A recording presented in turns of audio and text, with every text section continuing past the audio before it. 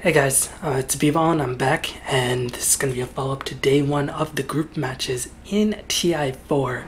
There's a match in progress, but it is the last match of the day. LGD is currently beating Arrow, and it looks like LGD are winning rather convincingly, but just to go over the first day's matches, I won't go over every single match because that would take ages. Still, some interesting trends, some very interesting results, and some teams performing better than expected, some teams performing a lot worse than expected. And I'll just go for a quick recap along with what memorable games as well as trends that I have personally remembered, and I'll go over some stats of the TI as well. So during day one, I made the prediction that after the first day, I thought EG, IG, and Alliance would be among the top three places. I thought Fnatic and DK would be hit or miss, and I thought Navi would be middle of the pack, C9 would be middle of the pack, Liquid would be middle-ish to bottom, Navi US would be bottom, NewBee would be near the top, Empire would be top middle, and the teams I thought were going to be at the bottom were going to be Arrow, LGD, and Navi US. So, to be fair, I got most of the teams at the bottom right. However, there is one team that I did not expect to be at the bottom, and nobody expected to be at the bottom, and there are some teams at the top that I did not predict properly. So, spoiler alert, just going to reveal today's current results. And I'm also going to take into account that LG are most likely going to be Arrow. So, time to click this, and you can see it's looking brutal already. And there are 15 matches played, but the team that I thought would be in the top 3 after day one, Alliance, are currently in the bottom 3. To be fair, Alliance played against a ridiculously hard schedule. They played against NewBee, IG, DK, if I'm not mistaken. Arrow, and that's it. Did they play against NewBee? I think they played against NewBee. They did play against NewBee. So they played against the best Chinese teams, and they played against Arrow. So, yeah, there's really not much more that can be said. They got pretty much the worst day one draw, but still, I bet my Mythicals on the Alliance, they're the underdogs in all their matches, and they did not perform up to snuff. So, one of the problems I think is that Alliance get a bit too far behind the early innings of Chinese teams, and they played up some really good fights, but in the end, they just slowly get whittled away. The Chinese teams star them out. They are forced to use the biox, and slowly but surely, Alliance do crumble. Now, I don't know if this is just going to be a Chinese team problem, because Arrow sort of got off to a decent start as well. Alliance also lost to Titan, which is completely unexpected, as Alliance took an early game lead, but Titan managed to outlast them with a carry Wraith King. So Alliance seemed to have a bit of trouble getting strong Bulldog heroes, because I think in all the games, teams are banning Nature's Pop in the first phase, and they're also getting rid of the Wisp for EGM, and you can see the supports are really not having that good of an impact. And in the past, it was okay to leave your supports under-farmed, as Aki usually is, and EGM tends to get most of the farm, but both supports get shut down. Aki is forced to buy all the wards, EGM is forced to catch up, and that means they're not going to have a relevant impact. And we have Bulldog playing some of his other heroes, whether it be Bristleback, Doom. It's really just nowhere close to the level of the Nature's Prophet, which is on a completely different level than anybody else in the scene, aside from maybe Quakefa. And I'll talk about him really quickly in a minute. Meanwhile, I don't know if they're really picking the best Dota heroes. S4 has been playing solid, but not really been playing exceptional. I think his drafts are a bit up to snuff. Against a heavy push lineup, they picked a Kunkka and a Tidehunter. And I don't think those heroes really do super well against heavy push. Kunkka really needs to get up in your face, and I don't think S4 is really drafting up to snuff. I think Loda's been playing, for the most part, relatively fine, but the hard carries that he's getting don't really carry super hard. They're more of the E.G. Mason-style carries, whether it be a Razor, some other hero of that nature, and Alliance have just really been struggling. Now, to be fair, again, they played against the best 4 Chinese teams, but I think Gods or LD said it in one of their casts: if you want to be the best, you have to beat the best. And so far, Alliance have shown that they cannot do it in these group stages. Now, the top 6 are automatically eliminated, and only the top 2 move on automatically to the rounds. The rest of these are in a massive playoff bracket. But it's only day one. Alliance's schedule gets only easier, but they can't be feeling good about day one, as they are in a lot of trouble. LG and Arrow, I thought they were the weakest teams. So far, they seem like the weakest teams. Mouz, they've sort of been a bit predictable in their early game execution strat. Their strat only worked against Cloud9, which I did bet on Mouz for, because I thought Cloud9 might be able to crumble under the pressure that Mouz applied to them. But I didn't expect Cloud9 to do so well. I thought Cloud9 would lose to EG as well as Mouz, and I thought them versus Titan would be a coin flip. But Cloud9, all they lost to was Mouz. They beat EG with a Drow Ranger strat. To be fair, the only top tier team that Cloud9 has beaten has been EG. So they have a harder schedule, but they're going to be feeling really good about themselves. IG also been looking pretty sharp. They lost to NewBee, and really what IG have just been doing is using Rhasta, pushing, taking control of the map, and applying the chokehold.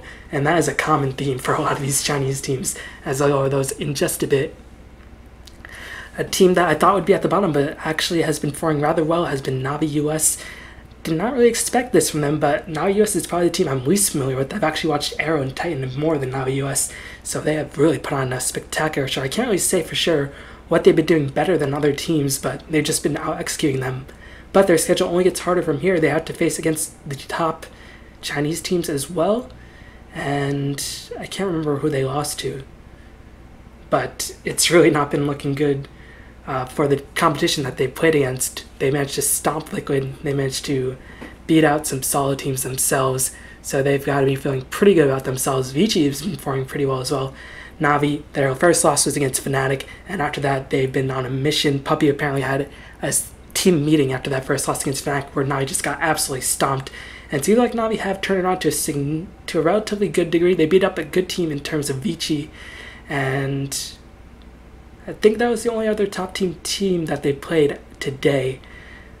So Navi have been looking sharp, but their schedule it's only harder. I think the most impressive team has got to be Liquid, though. They've been playing against hard teams. They played against NewBee as well as DK. They beat both of them. They got shut out against Navi US, which was their only loss, but they've got to be feeling really good about themselves as they're 3-1. They've been playing some excellent Dota, and I've really been pulling for Liquid. Way Too Sexy, I think, is probably the nicest player in the Dota 2 scene, so I'm happy to see him doing well. And Liquid, if they can overcome this adversity, it'll definitely be the defining storyline in TI4, and so far they've been proving themselves very worthy. But going over one last team, or two more teams in these groups, going to talk a little bit about Fnatic and DK. Now, Fnatic, they've shown so much versatility. They lost against, who they lose against? I can't even remember. They lost against EG and some other team. Can't remember for sure, but it was a reasonably strong team. And they've been looking pretty sharp. They beat NewBee, and I think they might have lost against DK. I'm not too sure. But so far they're looking good. But the thing that's impressing most about Fnatic has been their versatility. Every time they pick a lineup, the only similarity has been maybe an Enigma for no-tail, and they put him mid. Other than that, they pick up Chaos Knight for Era, they pick up Morphling for Era, they pick up Tidehunter for Era. It seems like Era has a bit more versatility in terms of his hero pool. Now has Ahani to expand his role. They had Ahani Tinker in one game, they had Ahani Clockwork one game, and you know, it's just showing that I think Fnatic is actually the most versatile team in the qualifiers, and if they have a game plan that they can execute, which usually involves getting some kills, using those kills to transition to a tower, then applying the chokehold. Not with the traditional Chinese heroes, but with a traditional Chinese style, although a bit more aggressive, then they are a very difficult team to overcome. Meanwhile, DK, I think, has been playing too static. They've been a bit predictable in their draft, as they pretty much just pick Rhasta. They pick up a pretty solid, easy to execute hero for Ice, whether it be Void or Doom. And I think that's really not working out too well for Ice. Yeah, they have 2 wins. They beat Alliance as well as... God, I can't even remember the other team. Did they win their first matchup? They didn't, because it was against Fnatic. But Enigma was a bit ill, as he was hospitalized, but he came back, and overall has been playing reasonably solidly. But I do think DK is really suffering a bit from stagnation in terms of that. They pick up some very stable lineups. They go for a heavy push. They like to get Shadow Shaman and push down towers. They have Mushi Death Prophet, because it seems like Mushi really likes the Death Prophet, and it's been working out relatively well for them. Burning has not really stood out super much in these games. It's really been up to the supports, as it usually is for most teams. But DK, they're going to have to step it up a bit. They have to still face some very tough opponents. Cloud9 have been looking very strong, and they have to face EG, they have to face Navi, So a lot of teams they have to face, and so far not looking too impressive. Bit sad about Empire's day 1 results, but I do think they can turn around. So that's enough of these day 1 results. Just going over some of the stats. The heroes that I think have been making the biggest impression have been Rhasta, Shadow Shaman, Skyreth Mage, as well as the Razor. Now, I'm personally happy to see Razor because I like Razor. Razor is a pretty easy to execute hero for me, so I just like dominating him with him mid. You can see the top 3 heroes that have been picked are Razor, Skyreth, and Shadow Shaman. Skyreth is a bit more difficult to execute, but all you really need is somebody like a Void, where you can just set up, use the Chronosphere, get a kill, or a Batrider, get a kill, then immediately back off. He does more damage than any other support in the game, can be farmed, can be played as a semi-carry as well. His burst damage is absolutely through the roof. The only drawback is that he does fall off very sharply against BKBs, and I think these losses, I think Alliance picked him in 3 of their losses, so he should have a better winning percentage, but Alliance is dragging down that win percentage by a significant injury. Razor is just overall pretty strong hero, not the biggest win percentage, but overall still quite powerful because he drains the other people's carry. He is a mech carrier as well, and mech carriers, when you get them super early, can just provide so much extra pushing power. He's difficult to bring down, can drain a lot of damage, gets the agonyms, he's good at pushing. And I think the theme of this day for the Chinese teams has just been pushing, and I think no other hero highlights this more than Shadow Shaman. And it's really not a Western pick, it's more of an Eastern pick. And what the Eastern teams do is they just drop wards as soon as Rhasta hits 6 on a tower. They go to work, if they're on dire side, they drop wards, kill Rosh, and they just do that over and over. Every time Rhasta wards are up, they do it, even to get a minimal amount of chip damage. They will still do it, and it's been working out tremendously well for the Eastern versus Western teams. And I don't think the Western teams are really respecting the power of the Shadow Shaman. Another hero who's been doing pretty well has been Brewmaster, but he's overall a pretty strong teamfight controller. But you can see this sort of stable, tanky mech carrier is Viper, as well as Razor, Enigma, who has the highest win percentage for a good reason. Midnight Pulse does so much damage. Black Hole, an immense teamfight contribution, but Enigma played mid with Fnatic. Jungle is faster than any other hero when he is in the jungle, has good teamfight contribution, really solid pushing, and if you play him as a 4-role, he farms better than any other 4-role in the game, and still has a significant impact at all stages. So there's a reason why these heroes are so powerful and are so widely picked, and this is one of them. Now, just going to tomorrow's games, looking forward to some of the key matchups. The key matchups in my eyes are going to be this match, Liquid versus Fnatic. I do think Fnatic will have a slight edge because Liquid have been winning on the back of some solid aggression, but Fnatic are known to play super aggressive in the early stages of the game, and if Fnatic study the replays, they see that Liquid like to run those aggressive challenges, and Liquid have been putting a lot of reliance on Koiko with Nature's Prophet, Koiko with the Templar Assassin. If they can shut down that Koiko, then they can be in a very good situation. Meanwhile, who do you shut down Fnatic? Trixie's been playing remarkably well throughout this entire tournament, and he is often regarded as the weakest link. And I do think Fnatic should be able to take it. The rest of these matchups, I think Empire will be able to get back on track against Navi US. Mouz versus IG. IG should take this. Mouz have pretty much been one-dimensional, but Mouz showed that in ESL 1 they can still fight IG relatively well. NewBee versus Titan. This is a coin flip, but I do think NewBee have a slight edge. They're a bit more patient. But this is going to be the key matchup. EG, can they take revenge for 22 versus 22 to nothing? And honestly, I don't know if they will, unless they ban the Shadow Shaman, as IG just make remarkable usage of that hero for good reason. So EG, expect them to get rid of the Shadow Shaman, as he is just too ridiculous in the hands of IG, as Chuan plays it, Faith plays it. And if you manage to lose out a couple kills in the early game against IG, they'll get the fast level 6, they'll drop the Shadow Shaman wards, EG will be pushed back, and EG are one of the best teams at defending, but Shadow Shaman is just a bit too much. And I think this game, more than any other, will come down to the draft because I think both teams are equally skilled. Na'Vi versus Cloud9. I mean, Cloud9 historically go 50-50 versus Na'Vi, so this is going to come down to the draft. And we'll see. Both teams are adding a lot of momentum. Both teams only have one loss. And both of those losses were to relatively, not the tip top of the competition. Cloud9 lost to Mouz, Na'Vi lost to Fnatic, but to decent competition nonetheless. So this is a coin flip matchup. I do think Na'Vi should be able to take it. as I think they're a bit more versatile with their draft. And it looks like Cloud9 have been heavily favoring the Void, so we'll see if Navi can recognize that fact and exploit it. As Cloud9 do have some must-ban heroes, you have to ban out the Batter against Bone 7, otherwise he's just too good at that hero. And if they can put some pressure onto Sing Sing or Envy, then Navi should be in a reasonable shape.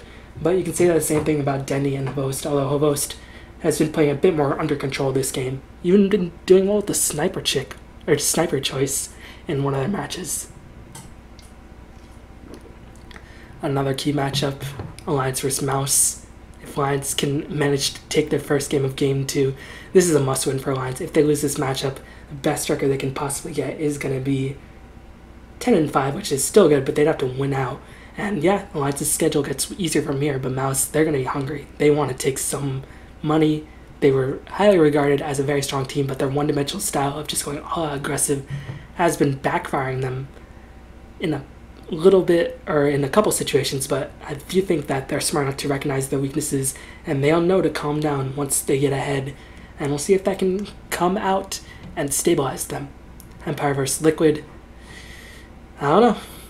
Before this tournament, I thought this would be a sure win for Empire, but Liquid just been playing on top of the game. This is a coin flip matchup now, and it's going to come down to momentum, and considering this is the second game, Liquid have a decent shot. DK vs Cloud9, this is probably going to be the second matchup that everybody's looking forward to after Navi vs Cloud9. Well, third matchup, IG vs EG, Cloud9 vs Navi, and Cloud9 vs DK. And we'll see if DK can change up the draft, because Cloud9 is a team that studies the game as well as any other team in the game. And I think currently DK are not really a good matchup against Cloud9, because Cloud9 can exploit DK's predictable draft. But it's going to come into side. I think DK are a bit stronger on Dire, but Cloud9 do like to get Dire quite a bit, as I don't think either team are particularly strong on Radiant.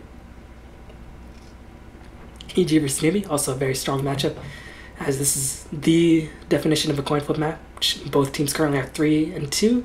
Both teams lose to some good opponents. Both teams have been beating the opponents they've been supposed to, and beating some good opponents as well. I think this matchup is completely even. So what do I think after everything is said and done as Day 2 comes to a close? Well, this won't last. I fully expect Alliance to win at least... How many games do they play tomorrow? They played 5 today. They're going to play 1 versus Empire. That's a coin flip. Versus Mouz, I think Alliance can win that. Versus Navi US, I think Alliance can win that. Versus Fnatic, that's a coin flip. So I think Alliance will win at least 2 of their games, and they'll make it to, if not the top of the bottom, then at least into the middle. I do think Arrow and LGD will continue to fall. Arrow has just been looking very much out of their comfort zone.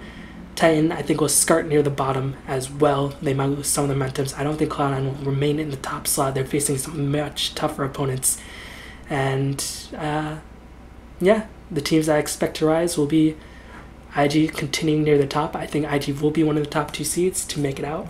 And the other top 2 seed might be Navi at the rate they're playing. But if I had to absolutely pick a team to remain in the top 2 with IG, it would probably be... I can't say for sure. This tournament's been way too crazy. But it would be either NewBee, EG, or Navi. So, expect IG to remain near the top, Cloud9 to dip a little, Alliance to make a bit of a comeback, Empire to make a bit of a comeback, DK to make a bit of a comeback, a bit of a drop down for Navi US, a minor drop down for Liquid. I think Liquid can actually make to the top 8. EG might be able to tread water, but they get stronger as Alliance continue to go along. Fnatic might tread water as well. Titan will have a bit of a drop off as well. And Vici, I think, will drop off, as they have shown that they can play against strong Western teams, but against Chinese teams, I bet on Vici because I like Vici, but they very rarely win against top Chinese teams, and I think that's for a very good reason. So we'll see if those predictions come through, but thanks for watching. Hopefully you've been enjoying TI4. I've been enjoying it immensely thus far, except for Shadow Shaman, as well as, I mean, I like Razor, but Razor is kind of a bit boring to watch. Let's see some Oscar, guys. Let's see some Night Stalker. That ain't gonna happen, but I can dream, right? Anyways, thanks for watching, and I will be back after day 2. So see you next time. Peace.